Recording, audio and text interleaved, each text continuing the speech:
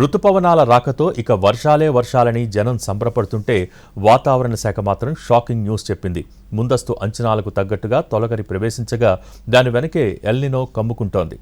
Long period average ఆధారంగా ఈ ఏడాది సాధారణం కన్నా తక్కువ వర్షపాతం నమోదు కానుంది. దీంతో ఈ సీజన్ ఎలాంటి ప్రభావం చూపిస్తుందోననే ఆందోళన రైతుల్లో మొదలైంది. సాధారణం కంటే 4 రోజులు ముందుగానే అండమాన్ నికోబార్ దీవుల్లో నైరుతి రుతుపవనాలు విస్తరించి చురుగ్గా కదులుతున్నాయి. ఈ నెల 26 నాటికి కేరళను తాకితే వర్షాకాలం మొదలైనట్టు లెక్క.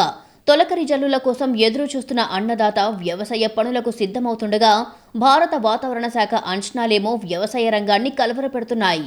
కరువుకు కేర్ ఆఫ్ గా భావించే ఎల్నినో కండిషన్స్ నెమ్మదిగా పెరుగుతున్నాయి. ఇది రుతుపవనాలను ఏ మేరకు ప్రభావితం చేస్తుందోననే టెన్షన్ అన్ని వర్గాల్లోనూ పెరుగుతోంది. పశ్చిమాసియా ఉద్రిక్తతల కారణంగా ఇప్పటికే అడకత్తెరలో పడితే ధరలన్నీ పెరుగుతున్నాయి. వాతావరణ మార్పుల కారణంగా లానినా బలహీనపడుతుండగా ఎల్నినో పుంజుకునే అవకాశాలు రోజు రోజుకి పెరుగుతున్నాయి. ఈ కారణంగా దేశంలోని అనేక ప్రాంతాల్లో సాధారణం కన్నా తక్కువ వర్షపాతం నమోదయ్యే అవకాశముందని భారత వాతావరణ శాఖ అంచనా వేసింది. ఇందుకోసం లాంగ్ పీరియడ్ యావరేజ్ ఆధారంగా తీసుకుని వర్షాభావ పరిస్థితులు వాటి ప్రభావాన్ని మరింత స్పష్టంగా విడుదల చేయనుంది.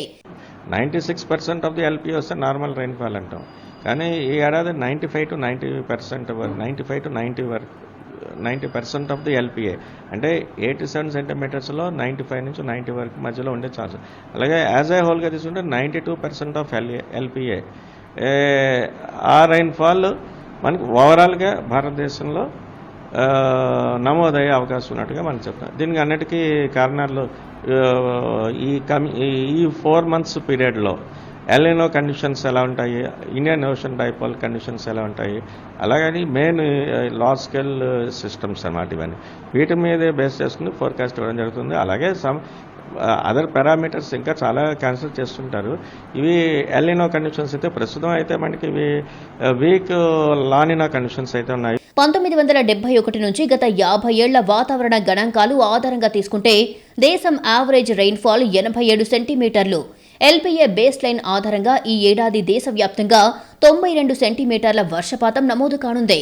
దక్షిణాదిలోని ఏపీ, తెలంగాణ, కర్ణాటకలో సాధారణం లేదా కొన్ని చోట్ల ఎక్కువ, మరికొన్ని చోట్ల తక్కువ వర్షపాతం నమోదు కానుంది. రుతుపవనాల చివరి నాటికి ఎల్నినో మరింత బలపడే అవకాశముందని అంచనాలు ఎక్కువ.